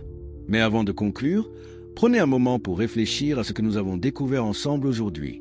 Combien de relations avez-vous vu se briser autour de vous à cause de vérités qui auraient mieux fait de rester non dites? Combien de blessures émotionnelles profondes ont été causées par des gens qui pensaient que l'honnêteté brutale était une vertu alors qu'elle n'était que de la cruauté déguisée? Spinoza nous a offert quelque chose de révolutionnaire qui va complètement à l'encontre de ce que notre culture moderne prêche. Nous vivons dans une époque qui glorifie la transparence totale, qui dit que vous devez toujours être authentique, que vous devez exprimer tous vos sentiments, que garder des secrets est une forme de malhonnêteté. Mais Spinoza, avec sa sagesse qui a traversé plus de 3 siècles, nous dit quelque chose de complètement différent. Il nous dit que la véritable éthique n'est pas dans l'honnêteté absolue, mais dans la sagesse de savoir quand parler et quand se taire. Pourquoi cette différence radicale? Parce que Spinoza comprenait quelque chose que notre culture du partage compulsif a oublié. Les êtres humains ne sont pas des machines logiques qui peuvent traiter toute information objectivement et sans dommage émotionnel. Nous sommes des créatures d'affect, d'émotions, d'associations psychologiques complexes. Ce que vous dites aux gens ne reste pas simplement comme information, neutre dans leur esprit. Cela devient un affect, une force émotionnelle qui va façonner leurs pensées, leurs sentiments, leurs comportements, peut-être pour le reste de leur vie. Pensez à la puissance des mots. Un seul commentaire sur l'apparence de quelqu'un peut créer une insécurité qui dure des décennies. Une seule expression de regret sur un choix partagé peut empoisonner une relation entière. Une seule comparaison défavorable peut créer une compétition impossible avec des fantômes du passé. Une seule révélation de détails intimes passés peut contaminer l'intimité présente. Une seule critique de la famille de quelqu'un peut créer un fossé qui ne se refermera jamais. Une seule confession d'attraction à d'autres peut planter des graines de doute qui grandiront en arbres de jalousie. Une seule révélation de catastrophe financière au mauvais moment peut transformer une crise en deux. Une seule expression de peur profonde peut créer des prophéties autoréalisatrices. Voyez-vous le motif? Dans chaque cas, la vérité exprimée ne crée pas de libération, de compréhension mutuelle ou de rapprochement. Elle crée de la douleur, de l'insécurité, de la distance et parfois de la destruction pure. Et Spinoza nous demanderait: à quoi sert une vérité qui ne fait que détruire? Quelle est la valeur de l'honnêteté qui ne produit que de la souffrance? La réponse spinoziste est claire. Il n'y a pas de valeur dans cette honnêteté destructrice. L'éthique véritable, selon Spinoza, est basée sur un principe fondamental: augmenter la puissance d'exister et la joie, diminuer la souffrance et la servitude aux passions tristes. Toute action, toute parole, toute décision devrait être évaluée selon ce critère. Est-ce que cela augmente ou diminue la capacité de vie, de joie et d'action de tous ceux qui sont impliqués? Quand vous gardez pour vous une vérité sur l'apparence physique de quelqu'un que vous aimez, vous augmentez leur capacité à vivre avec confiance et dignité. Quand vous gardez vos regrets sur des choix partagés pour vous-même, vous protégez la capacité de votre partenaire et de vos enfants à profiter du présent sans être hantés par des fantômes du passé. Quand vous évitez les comparaisons défavorables, vous permettez à chaque personne de briller dans sa propre singularité unique. Quand vous gardez les détails de relations passées privées, vous protégez l'intimité présente de contamination. Quand vous gardez les détails de relations passées privées, vous protégez l'intimité présente de contamination. Quand vous ne critiquez pas la famille de votre partenaire, vous évitez de créer des guerres tribales impossibles à gagner. Quand vous gardez vos attractions momentanées pour d'autres pour vous-même, vous protégez la sécurité de votre engagement. Quand vous gérez les crises financières stratégiquement plutôt qu'en paniquant publiquement, vous maximisez vos chances de résolution. Quand vous gardez vos peurs profondes pour votre propre travail intérieur, vous évitez de créer des prophéties autoréalisatrices. Dans chaque cas, le silence n'est pas une faiblesse ou une malhonnêteté. Le silence est un acte d'amour rationnel, de compassion éclairée, de sagesse mature. C'est la reconnaissance que vous avez le pouvoir de blesser profondément avec vos mots et le choix conscient de ne pas exercer ce pouvoir destructeur. Mais comprenez bien, et c'est absolument crucial, je ne plaide pas pour le mensonge actif, pour la tromperie malveillante, pour cacher des informations que les gens ont le droit de savoir pour leur propre protection et leur capacité à faire des choix informés. Il y a une différence monumentale entre le silence protecteur et la tromperie maligne. Si votre épouse vous demande directement « M'as-tu trompé? Vous ne pouvez pas dire que le silence est une option éthique si la réponse est oui. Cette information affecte directement sa santé, sa sécurité et sa capacité à faire des choix éclairés sur sa propre vie. Ce que je dis, c'est que vous n'avez pas l'obligation de révéler volontairement chaque pensée critique, chaque comparaison défavorable, chaque regret momentané, chaque attraction passagère qui traverse votre esprit. Vous n'êtes pas obligé de commenter l'apparence physique de quelqu'un juste parce que vous avez une opinion. Vous n'êtes pas obligé de partager chaque détail de votre situation financière avec tout le monde. Vous n'êtes pas obligé d'exprimer chaque peur anxieuse qui surgit dans votre imagination. Spinoza nous enseignerait à faire la distinction entre l'honnêteté nécessaire et le déversement émotionnel compulsif. L'honnêteté nécessaire est quand l'information affecte directement la capacité de l'autre personne à prendre des décisions, à se protéger, à vivre sa vie. Le déversement émotionnel est quand vous transférez simplement vos propres anxiétés, jugements et insécurités aux autres pour alléger votre propre charge psychologique. Et voici peut-être la leçon la plus profonde que Spinoza nous offre. La vraie liberté ne consiste pas à agir sur chaque impulsion, à exprimer chaque pensée, à révéler chaque sentiment. C'est exactement l'inverse. La vraie liberté, ce que Spinoza a appelé la béatitude, vient de la capacité à comprendre nos propres affects, à les examiner rationnellement, à ne pas être leur esclave. Quand vous ressentez l'impulsion de critiquer l'apparence de votre épouse et que vous choisissez consciemment de ne pas le faire parce que vous comprenez que cela ne servirait qu'à la blesser, vous exercez la liberté.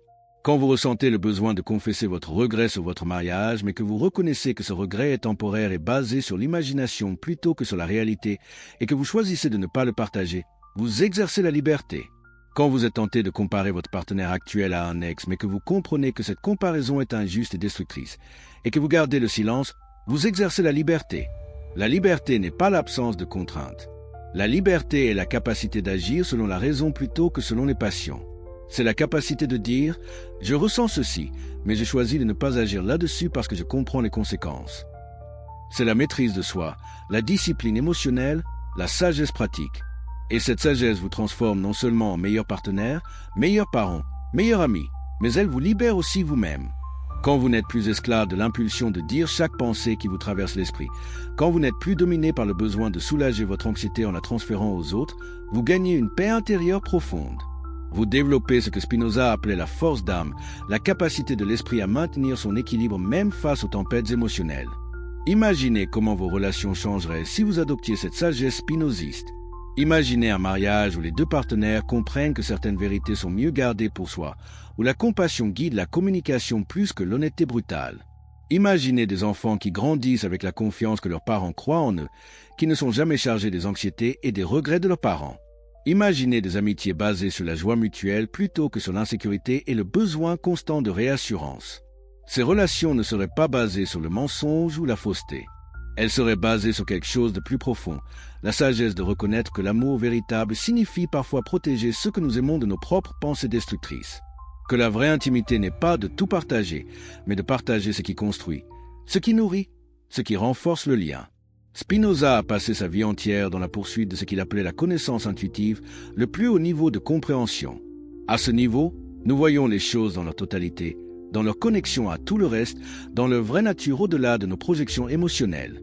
Quand nous voyons nos relations de cette façon, nous comprenons que chaque mot que nous prononçons est comme une pierre jetée dans un étang, créant des ondulations qui se propagent dans toutes les directions et pour toujours. Certaines pierres créent des ondulations de joie, de confiance, d'encouragement. D'autres créent des ondulations de douleur, de doute, de destruction. La sagesse consiste à choisir consciemment quelle pierre nous jetons et quelle pierre nous gardons dans notre poche. Ce n'est pas de la censure ou de la malhonnêteté, c'est de la responsabilité émotionnelle et éthique. Alors que faire maintenant avec cette connaissance? Premièrement, examinez vos propres habitudes de communication. Êtes-vous quelqu'un qui dit tout ce qui vous passe par la tête sans considérer l'impact? Êtes-vous quelqu'un qui utilise l'honnêteté comme excuse pour la cruauté? Êtes-vous quelqu'un qui transfère constamment vos anxiétés aux autres sous le déguisement de la vulnérabilité? Si oui, commencez à pratiquer la pause spinoziste. Avant de dire quelque chose de potentiellement blessant, arrêtez-vous. Demandez-vous, cette vérité sert-elle un but constructif? Va-t-elle augmenter ou diminuer la capacité de vie et de joie de cette personne? Est-ce que je dis cela pour aider vraiment l'autre personne? Ou pour soulager ma propre anxiété, satisfaire mon propre ego ou exercer du pouvoir? Deuxièmement, développez des canaux appropriés pour vos pensées et sentiments difficiles. Trouvez un thérapeute si vous en avez besoin. Tenez un journal. Développez des amitiés avec des personnes qui peuvent vous offrir une perspective objective sans être directement blessés par vos révélations. Créez des espaces où vous pouvez explorer vos pensées et sentiments difficiles sans les imposer à ceux qui seraient blessés par eux. Ce que je dis, c'est que les détails torturants, l'ampleur exacte du désastre, les scénarios catastrophiques du pire cas possible, tout cela peut attendre jusqu'à ce que vous ayez un plan. Spinoza nous dirait qu'il y a une différence entre l'honnêteté nécessaire et le déversement émotionnel qui ne sert qu'à soulager votre propre anxiété en la transférant à quelqu'un d'autre. Le premier est éthique, le second est égoïste déguisé en vulnérabilité. Pensez à la structure temporelle. Disons que vous découvrez la catastrophe financière lundi matin. Vous pourriez immédiatement courir vers votre épouse et tout déverser, créant la panique instantanée. Ou vous pourriez passer lundi et mardi à analyser la situation, à consulter un conseiller financier, à explorer toutes les options possibles, à créer un plan d'action réaliste. Puis mercredi, vous vous asseyez avec votre épouse et vous dites « Nous avons un défi financier sérieux. Voici la situation. Voici le plan que j'ai développé pour y faire face. Voici ce que nous devons faire ensemble. » Voyez-vous la différence? Dans le premier scénario, vous créez 3 jours de panique pure sans direction. Dans le second scénario, vous présentez un problème accompagné d'un plan, ce qui active l'esprit de résolution de problèmes plutôt que la panique pure. Spinoza appellerait cela agir selon la raison plutôt que selon les passions. La raison examine les situations, évalue les options et agit stratégiquement. Les passions réagissent impulsivement et créent du chaos. Et que dire de vos enfants? Doivent-ils connaître chaque oscillation de votre situation financière? Doivent-ils vivre avec l'anxiété que vous pourriez perdre la maison, qu'il n'y aura pas d'argent pour l'université, que tout pourrait s'effondrer à tout moment? Spinoza, qui comprenait profondément les étapes du développement humain même s'il n'utilisait pas ce langage moderne, aurait dit que les enfants doivent être protégés des anxiétés adultes autant que possible. L'enfance et l'adolescence sont des périodes de formation cruciales. C'est quand les jeunes humains développent leur sens de sécurité dans le monde, leur confiance que les adultes qui prennent soin d'eux peuvent gérer les défis de la vie.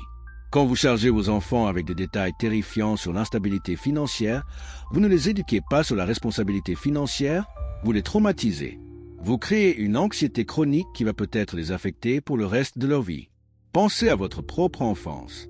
Si vos parents ont traversé des difficultés financières et vous en ont parlé constamment, comment cela vous a-t-il affecté? Avez-vous développé une anxiété autour de l'argent qui persiste encore aujourd'hui? Avez-vous grandi avec un sentiment d'insécurité, toujours en train d'attendre que le désastre frappe? Ou si vos parents ont géré leur stress financier en privé et vous ont maintenu une atmosphère de sécurité relative, comment cela a-t-il influencé votre développement? Spinoza nous enseignerait que chaque être doit vivre selon sa nature et son stade de développement. La nature des enfants est de jouer, d'apprendre, de grandir dans un environnement aussi sécurisé que possible. Ce n'est pas de porter le poids des anxiétés financières adultes. Oui, ils auront assez de temps une fois adultes pour gérer leur propre stress financier. Pourquoi leur imposer les vôtres prématurément? Bien sûr, il y a un équilibre. Si la famille doit faire des ajustements concrets, moins de luxe, pas de vacances cette année, des changements dans le style de vie, alors une explication appropriée à l'âge est nécessaire. Mais cette explication peut être « Nous devons faire attention à nos dépenses cette année sans être « Papa a perdu tout notre argent et nous pourrions devenir sans abri ». Voyez-vous la différence entre information nécessaire et traumatisme inutile? Et puis il y a la question des amis et de la famille étendue. Combien de personnes doivent connaître les détails intimes de votre situation financière? Spinoza, qui valorisait énormément la dignité et l'autonomie, aurait dit que votre situation financière est profondément privée. Ce n'est pas un sujet de conversation sociale. Ce n'est pas quelque chose à partager largement. Pourquoi? Parce que les révélations financières changent la dynamique des relations. Quand vos amis savent que vous êtes en difficulté financière, leur comportement change. Certains peuvent offrir de l'aide que vous ne voulez pas accepter, créant de l'embarras et de l'obligation. D'autres peuvent commencer à vous voir avec pitié, détruisant l'égalité de la relation. D'autres encore peuvent simplement devenir mal à l'aise et distants, ne sachant pas comment interagir avec vous maintenant qu'ils connaissent vos problèmes. Et dans le pire des cas, certaines personnes vont faire des commérages. Votre situation financière difficile devient le sujet de conversations de dîner, de spéculations, de jugements. Les gens vont peut-être attribuer votre problème à des défauts de caractère. Il a toujours été imprudent avec l'argent ou elle dépense trop en choses frivoles. Même si ces jugements sont injustes et mal informés, ils vont circuler, endommageant votre réputation et votre dignité. Spinoza aurait reconnu cela comme une diminution de votre puissance sociale d'exister. Dans une société, notre capacité à fonctionner efficacement dépend en partie de notre réputation et de notre position sociale. Quand ces choses sont endommagées par des révélations financières qui deviennent publiques, notre capacité à naviguer dans le monde social, à maintenir des relations professionnelles, même à trouver de nouvelles opportunités, peut être compromise. Il y a aussi la dimension psychologique profonde de la honte. Spinoza comprenait la honte comme un affect particulièrement destructeur, une émotion qui diminue radicalement notre estime de nous-mêmes et notre capacité à agir. Dans beaucoup de cultures, il y a une honte intense associée à l'échec financier. Les gens qui perdent leur argent, qui font faillite, qui ne peuvent pas subvenir aux besoins de leur famille, ressentent souvent une honte écrasante qui peut mener à la dépression, à l'isolement, même au suicide dans des cas extrêmes. Quand vous gardez votre situation financière privée pendant que vous travaillez à la résoudre, vous vous protégez de cette honte publique. Vous maintenez votre dignité. Vous vous donnez l'espace psychologique pour vous concentrer sur les solutions plutôt que sur la gestion des réactions émotionnelles des autres. C'est ce que Spinoza appellerait la liberté, la capacité d'agir selon votre propre nature rationnelle plutôt que d'être constamment réactif aux affects des autres. Mais revenons à la question centrale. Quand est-il approprié de révéler une situation financière difficile et quand est-il sage de la garder privée? Spinoza nous donnerait probablement ce critère, révéler l'information quand sa révélation sert un but pratique et rationnel. Si votre épouse doit participer aux décisions financières, si les actions doivent être prises qui affectent toute la famille, si vous avez besoin d'aide concrète de quelqu'un qui peut réellement aider, alors la révélation est justifiée. Mais si la révélation ne sert qu'à soulager votre propre anxiété en la partageant, si elle ne fait que transférer le fardeau émotionnel à quelqu'un qui ne peut rien faire pour aider, si elle crée simplement plus de panique et de chaos sans bénéfice correspondant, alors gardez-la pour vous. Travaillez avec un conseiller financier, un comptable, un avocat, un thérapeute si nécessaire. Ce sont des professionnels qui peuvent vous aider sans être émotionnellement détruits par l'information. Il y a une sagesse profonde dans ce que certains appellent compartimentalisation. Ce n'est pas de la malhonnêteté, c'est de la gestion stratégique de l'information. Vous partagez ce qui doit être partagé avec les personnes qui ont besoin de savoir et qui peuvent contribuer à la solution. Vous gardez privé ce qui n'a pas besoin d'être public. Vous protégez ceux que vous aimez du fardeau de connaissances qui ne ferait que les blesser sans les aider. Spinoza nous montrerait aussi l'importance de la perspective temporelle. Les crises financières, aussi terribles qu'elles puissent sembler sur le moment, sont souvent temporaires. Avec du travail, de la stratégie et parfois un peu de chance, beaucoup de situations financières difficiles peuvent être redressées. Mais les dommages émotionnels causés par des révélations paniquées peuvent être permanents. Votre enfant qui a vécu dans la terreur de perdre sa maison peut porter cette anxiété pour toujours, même après que la situation financière s'est améliorée. Votre épouse qui a perdu confiance en votre jugement financier peut ne jamais retrouver complètement cette confiance. Donc la question devient, vaut-il la peine de créer des dommages émotionnels permanents pour alléger temporairement votre propre anxiété? Spinoza dirait non. La raison dirait de supporter le fardeau vous-même, de travailler activement à la solution, de protéger ceux que vous aimez autant que possible et de ne partager que ce qui est absolument nécessaire quand c'est absolument nécessaire. Et finalement, il y a la dimension de la dignité personnelle. Quand vous traversez une crise financière mais maintenez votre calme extérieur, continuez à fonctionner, continuez à chercher des solutions sans imposer votre panique aux autres, vous pratiquez ce que Spinoza appellerait la force d'âme. Vous démontrez la capacité de l'esprit humain à maintenir sa rationalité même face à des circonstances difficiles. Vous refusez d'être complètement dominé par les passions de peur et de désespoir. Cette force n'est pas de la faux stoïcisme ou du déni. C'est la reconnaissance que vous êtes plus que vos circonstances financières, que votre valeur en tant qu'être humain n'est pas déterminée par le solde de votre compte bancaire, que vous avez la capacité rationnelle de naviguer à travers cette crise et d'en sortir de l'autre côté, et que protéger ce que vous aimez de l'anxiété inutile est un acte d'amour, pas de tromperie. Donc voilà le 7e secret que vous devez garder, les détails complets de votre catastrophe financière, surtout quand vous êtes encore en train de chercher des solutions. Partagez ce qui est nécessaire avec qui a besoin de savoir. Protégez ceux que vous aimez de l'anxiété qui ne servirait qu'à les paralyser. Travaillez rationnellement vers les solutions. Maintenez votre dignité. Et rappelez-vous que cette crise aussi passera, mais les dommages émotionnels que vous créez par des révélations paniquées pourraient durer éternellement. Vos peurs les plus profondes concernant eux. Nous arrivons maintenant au 8e secret, et celui-ci est peut-être le plus psychologiquement complexe de tous. Spinoza avait une compréhension extraordinaire de la peur comme affect fondamental. Dans l'éthique, il définit la peur comme une tristesse inconstante née de l'idée d'une chose future ou passée de l'issue de laquelle nous doutons. En d'autres termes, la peur est cette émotion terrible qui surgit quand nous imaginons des résultats négatifs possibles mais incertains. Et parmi toutes les peurs, les plus destructrices sont celles que nous avons concernant les personnes que nous aimons le plus. Avez-vous déjà eu cette pensée terrifiante au milieu de la nuit?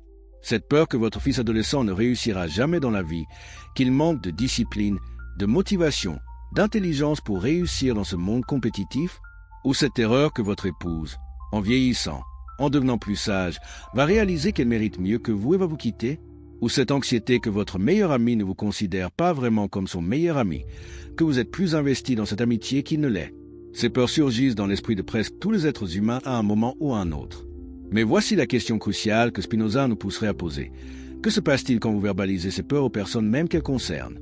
Que se passe-t-il quand vous dites à votre fils « J'ai peur que tu ne deviennes jamais rien dans la vie » ou à votre épouse « J'ai toujours peur que tu me quittes pour quelqu'un de meilleur » ou à votre ami « Je crains que notre amitié ne soit pas aussi importante pour toi qu'elle l'est pour moi » Spinoza nous montrerait que ces révélations créent ce qu'il appelait des prophéties autoréalisatrices. L'esprit et le corps, selon sa philosophie, ne sont pas deux substances séparées mais une seule chose vue de deux perspectives différentes. Quand vous plantez une idée dans l'esprit de quelqu'un, vous créez une réalité physique et psychologique qui commence immédiatement à influencer son comportement. Les idées ne sont pas inertes, elles sont actives, elles façonnent la réalité. Alors quand vous dites à votre fils que vous craignez qu'il n'accomplisse rien, qu'est-ce qui se passe dans son esprit? D'abord, il y a le choc émotionnel. Mon propre père ne croit pas en moi. Puis vient l'internalisation. Si même mon père pense que je suis un raté, alors je dois vraiment être sans espoir. Puis vient la prophétie autoréalisatrice. Pourquoi même essayer si ceux qui sont censés me soutenir pensent que je vais échouer? Et avant que vous le réalisiez, votre peur exprimée est devenue une réalité manifestée. C'est exactement l'inverse de ce que vous vouliez accomplir. Peut-être que vous pensiez, dans votre logique tordue, qu'exprimer cette peur pourrait le motiver à prouver que vous avez tort. Mais Spinoza comprenait que les êtres humains ne fonctionnent pas ainsi. Nous sommes motivés par les affects joyeux, pas par les affects tristes. Quand quelqu'un croit en nous, nous voulons être à la hauteur de cette croyance. Mais quand quelqu'un exprime qu'il s'attend à notre échec, nous avons tendance à nous conformer à cette attente négative. Pensez à la psychologie de l'effet Pygmalion, que la science moderne a démontré mais que Spinoza aurait compris intuitivement. Les attentes que nous avons des autres ont un pouvoir immense pour façonner leur performance et leur comportement réel. Quand les enseignants croient que certains élèves sont brillants, ces élèves performent mieux, même si la désignation initiale était aléatoire. Quand les managers croient que certains employés ont du potentiel, ces employés progressent davantage. Les attentes créent des réalités. Donc quand vous exprimez vos peurs sur quelqu'un, vous créez des attentes négatives qui vont influencer leur comportement dans cette direction négative. C'est une forme de malédiction psychologique. Vous lancez un sort de doute et d'échec sur la personne, et ce sort commence immédiatement à travailler dans leur psyché, sapant leur confiance, diminuant leur motivation, créant exactement le résultat que vous craignez. Maintenant, parlons de la peur que votre épouse va vous quitter. C'est une peur commune, surtout quand la relation traverse des difficultés ou quand vous vous sentez insécure pour d'autres raisons. Mais exprimer cette peur, qu'est-ce que ça crée? Spinoza dirait que ça crée un affect de malaise et de doute dans la relation même. Avant que vous exprimiez cette peur, votre épouse était peut-être parfaitement contente et engagée. Mais maintenant que vous avez planté cette idée, elle commence à se demander « Pourquoi pense-t-il que je vais le quitter? Est-ce qu'il sait quelque chose que je ne sais pas? Est-ce qu'il projette parce qu'il veut lui-même partir? Est-ce qu'il me voit comme déloyale ou inconstante ?» Et puis l'imagination commence son travail destructeur. Elle commence peut-être à regarder la relation plus critiquement. Elle commence à remarquer les défauts, les incompatibilités, les choses qui pourraient être meilleures. Elle commence peut-être même à se demander comment serait la vie sans vous, une pensée qu'elle n'avait jamais eue avant que vous plantiez cette graine. Vous voyez le danger? Votre peur exprimée a créé exactement la possibilité que vous craignez. Spinoza nous enseignerait que cette peur vient probablement de votre propre insécurité, pas de la réalité de la relation. Vous vous sentez peut-être inadéquat pour d'autres raisons, dans votre carrière, votre santé, votre estime de vous-même. Et cette inadéquation se projette comme une peur que votre épouse va réaliser que vous n'êtes pas assez bien. Mais au lieu de travailler sur votre propre insécurité, vous la transformez en problème relationnel en l'exprimant à votre épouse. La solution rationnelle serait de reconnaître la peur comme un produit de votre propre état psychologique, pas comme une perception objective de la réalité. Puis de travailler sur cette insécurité en vous-même, peut-être avec un thérapeute, peut-être par l'autoréflexion profonde que Spinoza pratiquait constamment. En renforçant votre propre sens de valeur, vous diminuez naturellement la peur que votre épouse vous quitte. Et en gardant cette peur pour vous plutôt que de la projeter sur elle, vous protégez la relation de contamination par votre anxiété. Et qu'en est-il des peurs concernant vos amis? Cette anxiété que vous n'êtes pas vraiment leur ami préféré, que vous êtes plus périphérique dans leur vie qu'ils ne le sont dans la vôtre. Exprimer cette peur, c'est créer une dynamique bizarre et malsaine. Soudainement, l'amitié devient une compétition hiérarchique. Votre ami doit maintenant vous rassurer constamment sur votre importance dans sa vie. Il doit prouver son affection et sa loyauté. L'amitié naturelle et spontanée devient un exercice d'insécurité et de besoin. Spinoza aurait dit que la vraie amitié, ce qu'il appelait l'amitié rationnelle, est basée sur le plaisir mutuel de la compagnie de l'autre, sur l'accord des natures, sur la joie partagée. Mais quand vous introduisez la peur et l'insécurité, vous transformez cette joie en obligation. Votre ami ne peut plus simplement profiter de votre présence. Il doit gérer vos anxiétés, vous rassurer constamment, marcher sur des œufs pour ne pas déclencher vos insécurités. Et voici quelque chose de profond que Spinoza comprenait sur la nature de l'esprit humain. Nous créons souvent les réalités que nous craignons par notre propre comportement anxieux. Si vous êtes constamment insécure dans une amitié, constamment en train de demander de la réassurance, constamment en train de tester la loyauté de l'autre personne, vous allez éventuellement épuiser cette personne. Elle va commencer à se distancer, non pas parce que vous n'étiez pas important pour elle au départ, mais parce que votre anxiété constante a rendu l'amitié épuisante plutôt qu'énergisante. Il y a aussi une dimension plus sombre à ces peurs exprimées. Parfois, elles sont des formes de manipulation émotionnelle déguisées en vulnérabilité. Quand vous dites à votre épouse « J'ai tellement peur que tu me quittes », vous créez peut-être inconsciemment une situation où elle se sent obligée de rester, de vous rassurer, de vous prouver sa loyauté. C'est une forme subtile de contrôle par la culpabilité. Si elle envisageait vraiment de partir à cause de problèmes légitimes dans la relation, maintenant elle se sent coupable de même avoir ses pensées. Spinoza, qui était un penseur exceptionnellement honnête et qui détestait toute forme de manipulation, aurait reconnu cela comme agir selon les passions plutôt que selon la raison. La raison chercherait à créer une relation si forte, si mutuellement bénéfique et joyeuse, que le départ ne serait pas une tentation.